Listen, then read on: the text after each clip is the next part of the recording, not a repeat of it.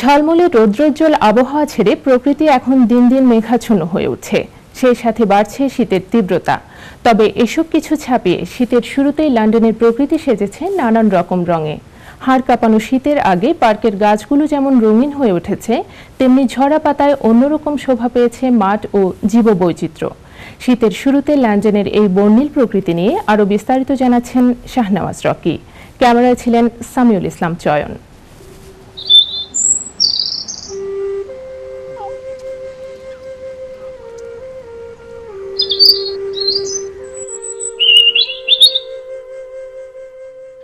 তীব্র শীতের হাত থেকে টিকে থাকতে মানুষ যেমন নানান প্রস্তুতি গ্রহণ করে, ঠিক তেমনি প্রস্তুতি চলে গাছপালার।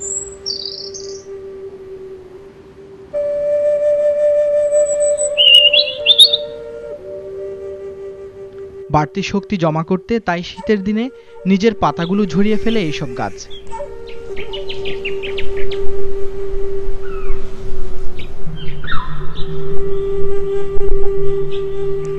তবে ঝরে পড়ার আগে লাল, গোলাপি, হলুদ নানান রঙে রাঙিয়ে নেয় নিজেদের।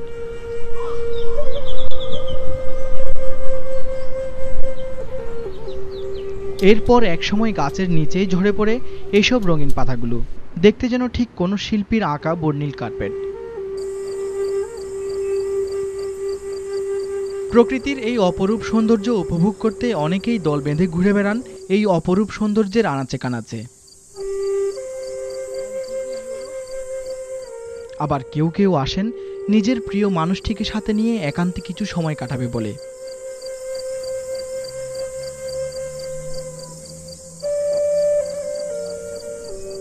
মানুষের পাশাপাশি পশু পাখিও শীতের আগে এই সময়টা উপভোগ করে নিজের মতো করে, রং আর রূপে মাতাল হয়ে মুখর করে তুলে আশেপাশের অঞ্চল।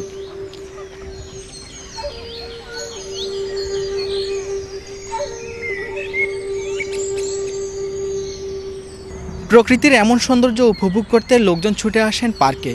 ছুটির দিনে নিজেদের কর্মব্যস্ততা ফেলে পার্কে কিছুটা সময় প্রকৃতির সান্নিধ্যে এসে উপভোগ করেন এই অপরূপ সৌন্দর্য।